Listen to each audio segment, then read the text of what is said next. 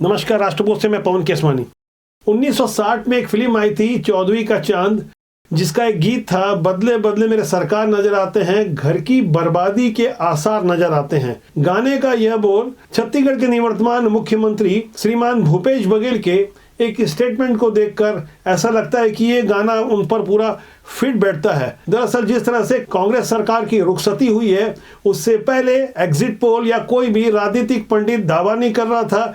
यहाँ तक भारतीय जनता पार्टी का शीर्ष नेतृत्व भी मान के चल रहा था कि यह हालात पशुपेश वाले हैं। लेकिन चुनाव हारने के महज 15 दिनों के भीतर उस सदमे से उबर कर भूपेश बघेल ने मीडिया के सामने जिस तरह से भाजपा के साथ दोस्ताना व्यवहार प्रस्तुत किया, उससे संकेत साफ हैं कि उन्हें अच्छी तरह से पता है कि जब पुरानी योजनाओं की जांच होगी तो उसकी आंच कहां तक जाएगी, कि इसलिए बेहतर है कि व्यवहार शुरू से ही दोस्ताना रखा जाए। यहाँ भूपेश बघेल की भावभंगिमा और उनकी बॉडी लैंग्वेज को गौर करेंगे तो आपको यकीन हो जाएगा कि राजनीति में कुछ भी संभव है। आज डॉक्टर रमन सिंह जी ने नामांकन भरा और जिसमें सत्ता पक्ष से भी प्रस्ताव का समर्थक रहे और विपक्ष में डॉक्टर चरणदास महंत जी प्रस्तावक और मैं समर्थक के रूप में हम लोगों ने नामांकन भरा और प्रक्रिया बची है। डॉक्टर रमन सिंह जी अध्यक्ष चुने जाएंगे, जैसे कि परंपरा है, सर्वसम्मति से चुना जाता है, तो वो प्रक्रिया अब पूरी हो गई है। वैसे छत्तीसगढ़ की नई सद्भावना वाली राजनीति में कुछ अलग ही नज़ारे देखने को मिल रहे हैं। ये तस्वीर है सदन के बाहर के बाद अब अंदर की, जहां डॉक्टर रमन सिंह निर्विरोध विधानसभा अध्यक्ष निर्वाचित हुए। उन्हें कुर्सी तक छोड़ने भाजपा के मुख्यमंत्री विष्णुदेव साय के साथ नेता प्रतिपक्ष चरणदास महंत भी गए। ऐसे सुखद नज़ारे देखने में तो अच्छे लगते हैं, लेकिन राजनीतिक गलियारों में ऐसी सुखद अनुभूति वाले नज़ारों के अलग अलग मायने भी निकाले जा रहे हैं। 3 दिसंबर को चुनाव परिणाम आने के महज एक दिन पहले पत्रकारों से बात करते हुए एग्जिट पोल के बारे में सीएम भूपेश बघेल बहुत बड़ी बड़ी बातें कर रहे थे। वो दावा कर रहे थे कि एग्जिट पोल में जो कांग्रेस को बढ़त दिखाई गई है उससे भी कहीं ज़्यादा हम तो 75 पार जाएंगे। ऐसे हालात में आप सोच सकते हैं चुनाव हारने के महज 15 दिनों के भीतर आखिर भूपेश बघेल का व्यवहार भारतीय जनता पार्टी के प्रति इतना दोस्ताना कैसे हो गया। इन हालातों को समझने के लिए हमें छत्तीसगढ़ के अब तक के जो 3 मुख्यमंत्री हुए हैं, पहले अजीत जोगी, फिर डॉक्टर रमन सिंह और उसके बाद भूपेश बघेल, उन्होंने जिन योजनाओं को लागू किया उस पर गौर करना होगा। यहाँ गौर करने वाली बात यह है कि जनता को सीधे फायदा पहुंचाने के नाम पर जिस तरह की कमीशन खोरी हुई, जिस तरह का भ्रष्टाचार हुआ, जिस तरह से बेईमानी हुई, भाई भतीजावाद हुआ, उसकी अब जांच होने वाली है। इस जांच की आंच स्वाभाविक रूप से निवर्तमान कांग्रेस सरकार के ऊपर आनी है। महादेव सट्टा ऐप जैसा मामला, जिस पर प्रमाणिक तौर पर 508 करोड़ के रिश्वत की बात खुद ईडी ने कोर्ट को लिखित रूप में दे दी है। इतनी बड़ी बात अगर ईडी ने कही है तो जाहिर तौर पर ईडी का हाथ उन सफेद पोश के गिरेबान तक भी जाएगा, क्योंकि मौजूदा दौर में जिस तरह से केंद्र की मोदी सरकार काम कर रही है उससे तो नहीं लगता कि यहाँ कोई बख्शे जाने वाले हैं। ऐसे हालातों को समझने के लिए छत्तीसगढ़ के 3 पुराने मुख्यमंत्रियों द्वारा चलाई गई योजनाओं पर गौर करें तो जैसा कि आप अपनी स्क्रीन में भी देख पा रहे हैं, अजीत जोगी सरकार की जो प्रमुख योजनाएं थी, इंदिरा हरेली सहेली योजना, इंदिरा खेत गंगा योजना, इंदिरा सहारा योजना के नाम पर कई योजनाएं, किसानों की आय बढ़ाने के नाम पर फसल चक्र परिवर्तन योजना और एक जोगी डबरी योजना जिसमें सब्जी उत्पादकों को बढ़ावा देने की बात कही गई थी। इसके बाद नंबर आता है डॉक्टर रमन सिंह की सरकार की प्रमुख योजनाओं का। 2004 में अन्नपूर्णा दाल भात योजना, जिसमें 5 रुपए भरपेट भोजन दिया जाता था। मुख्यमंत्री खाद्यान्न सहायता योजना, जिसमें 2 रुपए किलो चावल दिए जाते थे। मुख्यमंत्री तीर्थ योजना, तेंदुपत्ता संग्राहकों को निःशुल्क चरण पादुका योजना, छत्तीसगढ़ युवा सूचना क्रांति योजना में मोबाइल वितरण और मुख्यमंत्री बाल हृदय योजना, जिसमें छोटे बच्चों का हृदय का इलाज मुफ्त किया जाता था। ये वो ऐसी योजना है जिस पर विपक्ष ने भी बहुत ज़्यादा उंगली नहीं उठाई। लेकिन छत्तीसगढ़ में 2018 से 2023 के बीच भूपेश बघेल सरकार ने जनता को डायरेक्ट फायदा पहुंचाने वाली जिन योजनाओं पर काम करने का दावा किया उस पर जमकर कमीशन खोरी हुई है। भ्रष्टाचार किया गया है। ये बातें लगातार भारतीय जनता पार्टी कहती रही। अब बदले हुए हालात में छत्तीसगढ़ में भाजपा की सरकार है। भाजपा ने जो आरोप लगाए थे उन आरोपों पर अब कार्रवाई करने की बारी छत्तीसगढ़ की मौजूदा विष्णुदेव साय सरकार के ऊपर है। आने वाले समय में लोकसभा के चुनाव हैं। भाजपा के ऊपर एक तरह का दबाव है और एक टास्क दिया गया है कि यहाँ 11 में से 11 लोकसभा सीटें जीतनी है। इसलिए जाहिर तौर पर भारतीय जनता पार्टी द्वारा छत्तीसगढ़ में विधानसभा चुनाव के दौरान की गई घोषणाओं को मूर्त रूप देने की कोशिश की जाएगी। इसके लिए मंत्रिमंडल के गठन से पहले मुख्यमंत्री विष्णुदेव साय ने पत्रकारों के सामने स्पष्ट कर दिया कि हम योजनाओं को धीरे धीरे लागू करेंगे। आप लोगों को कर रहा हूं कि आप लोगों का सभी काम को हम लोग धीरे धीरे पूरा करेंगे। छत्तीसगढ़ में 3 दिन का विधानसभा सत्र चल रहा है। 19 दिसंबर से लेकर 21 दिसंबर तक 3 दिनों के इस सत्र के दौरान ही क्या मंत्रिमंडल का गठन पूरा हो जाएगा, इसे लेकर पत्रकारों के सामने जब विष्णुदेव साय अपनी बातें कर रहे थे तब वहां कोई मौजूद था जो उनकी बात को हंसते मुस्कुराते सहमति दे रहा था। देखिए, कल शाम को पहुंचे थे और सवेरे वापस आए। तो आदरणीय गृह मंत्री श्री अमित शाह जी से मुलाकात हुई, आदरणीय राष्ट्रीय अध्यक्ष श्री जेपी नड्डा जी से मुलाकात हुई है और कुछ चर्चाएं हुई हैं और बहुत शीघ्र मंत्रिमंडल का गठन हो जाएगा।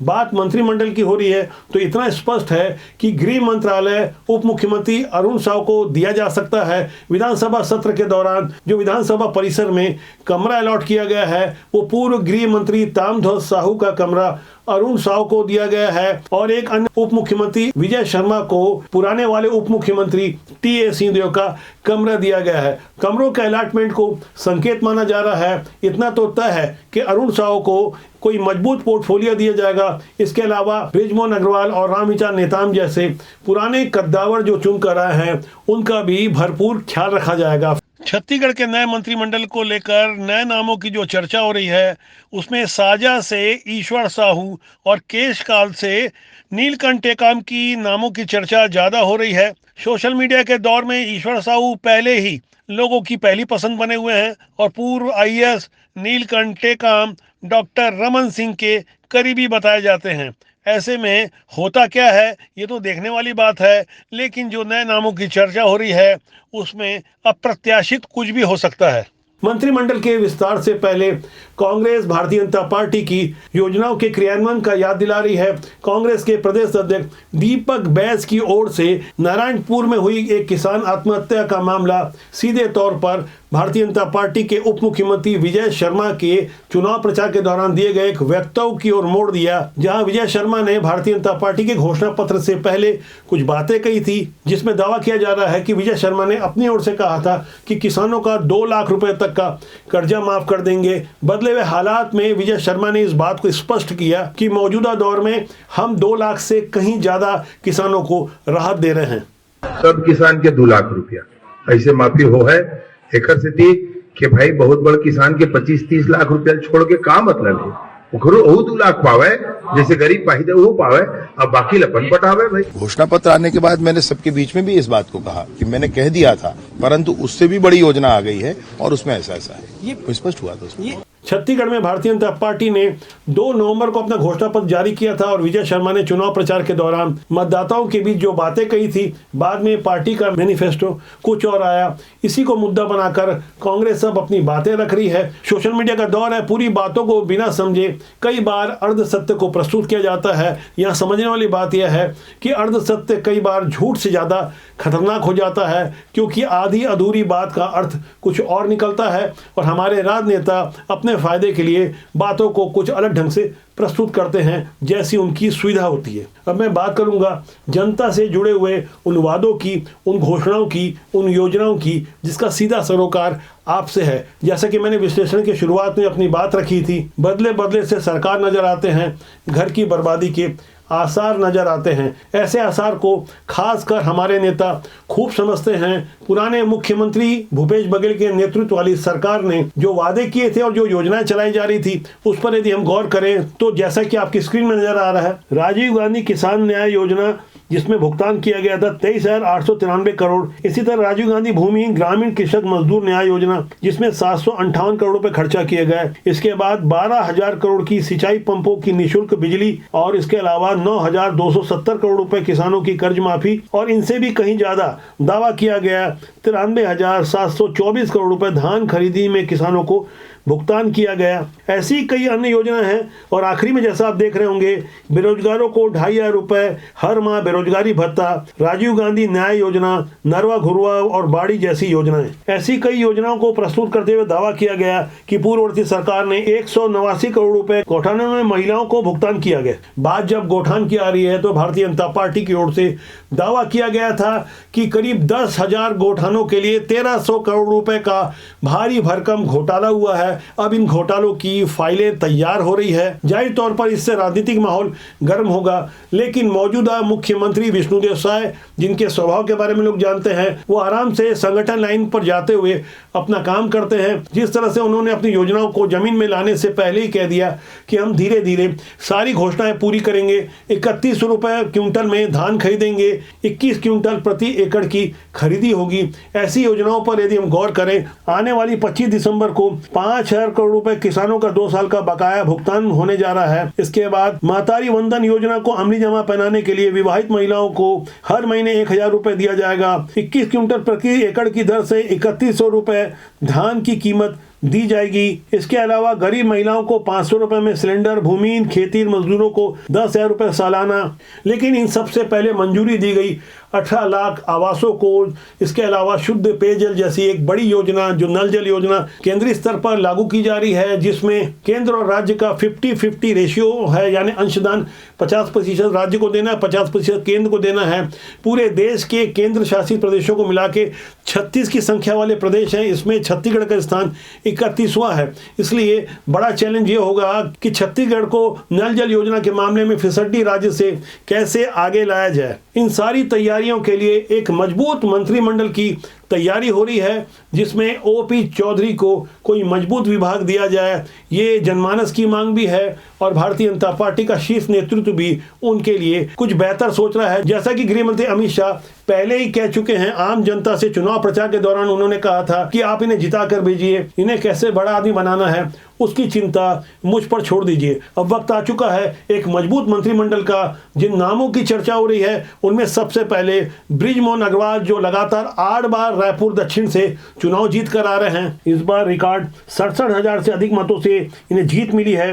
मंत्रिमंडल का लंबा अनुभव है। मध्य प्रदेश के अलावा रमन सरकार में 15 साल मंत्री रहे हैं। इसके बाद राम विचार नेता, जो आदिवासी वर्ग के वरिष्ठतम विधायक हैं। गृह मंत्री से लेकर अन्य कई विभाग देखने का लंबा अनुभव है। इनके अलावा सरगुजा इलाके का प्रतिनिधित्व करते हैं, जहां से 14 की 14 सीटें भाजपा को मिली है। सुलझे हुए नेता होने के साथ साथ मिलनसार और व्यवहार कुशल भी हैं। इसके बाद आदिवासी नेता केदार कश्यप का नाम आता है, जो स्वर्गीय बलिराम कश्यप के पुत्र होने के साथ साथ बस्तर का प्रतिनिधित्व करते हैं।